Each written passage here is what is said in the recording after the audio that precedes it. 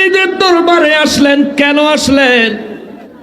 এত কষ্ট করে রাত জেগে নিজের পকেটের পয়সা খরচ করে শীতের মধ্যে কনকনে শীত পোহায়া আল্লাহর ওলির দরবারে আসলেন। কেন আসলেন?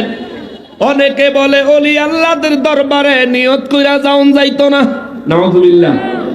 ওই ভাইয়ের জন্য বলি, কুরআনুল কারীমে সূরা নিসার 64 নম্বর আয়াতে তাফসীর খুলবেন, শানে নুজুল খুলবেন, তাফসীরের মধ্যে গেলে পাবেন আলা হযরত আজিমুল বরকত শাহ আহমদ রাজা খান ফাজেলে বেরলভী রাহমাতুল্লাহ আলাইহি তিনি এই ওয়াকিয়া ঘটনাটা আনছেন।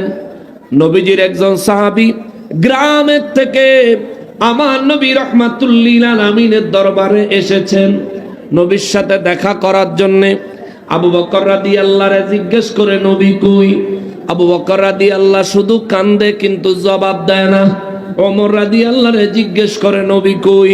ওমর রাদিয়াল্লাহু কান্না করে শুধু কিন্তু জবাব দেয় না। ওসমান রাদিয়াল্লাহু কান্দে জবাব দেয় না। আলী রাদিয়াল্লাহু তাআলা আনহুরে কয় আমার নবী রাহমাতুল্লিল আলামিন কই? আলী রাদিয়াল্লাহু দুই চোখের পানি ছাড়ে আর কয় আমি আমার এই দুই হাতে আমার নবী রাহমাতুল্লিল আলামিনকে তার রওজা মোবারকে রেখেছি। এ কথা শুনে সাহাবী বুঝা ফলাইছে আহারে আমার নবী রাহমাতুল্লিল আলামিন ইন্তেকাল করেছেন।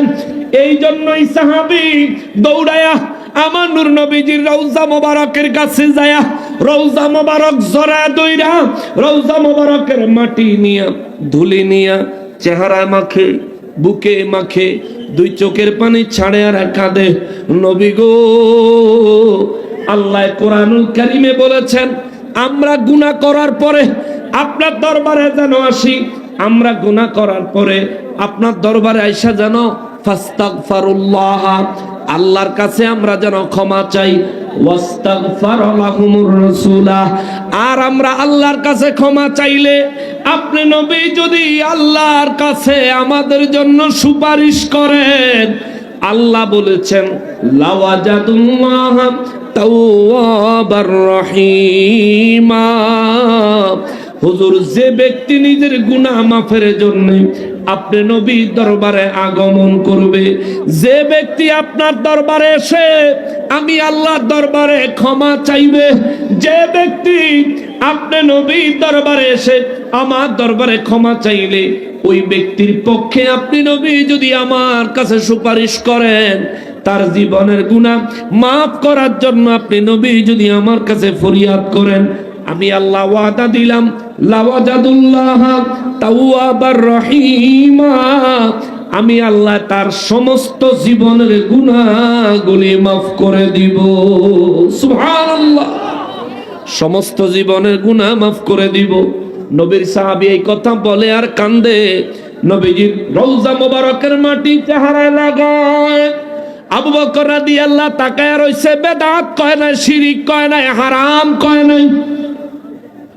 ওমর রাদিয়াল্লাহু তাকায়া রইছে, সবাই একত্রে কান্না করতেছে। আমার নূর নবী রাহমাতুল্লিল আলামিনের সাহাবী নবীজির রওজা মোবারক থেকে মাটি চেহারায় আর বুকে লাগায় আর কাঁদতেছে। নবীর সাহাবী ওমর রাদিয়াল্লাহু বেদাত শিরিক কয় নাই, ওসমান রাদিয়াল্লাহু বেদাত শিরিক কয় নাই। নবীজি যে আলেমের শহর, ওই আলেমের শহরের দরজা হযরতে আলী, ওই আলী রাদিয়াল্লাহু তাআলা আনহু তাকায়া রইছেন। আলী রাদিয়াল্লাহু তাআলা আনহু সেদিন কিছু বলেন নাই, সবাই তাকিয়ে আছেন। আর আমার নবীর এই সাহাবী নবীর রওজা মোবারক জড়ায়া ধরে ধরে কান্দে, চোখে মুখে মুখে নবীজি রওজা মোবারকের মাটি মোবারক মাসেহ করে। কিছুক্ষণ পরে রওজা মোবারক থেকে আমার নবী আওয়াজ দিয়া বলে সাহাবীরে আর কান্না করা লাগবে না, আমার আল্লাহ তোর জীবনের গুনাহ মাফ করে দিছে।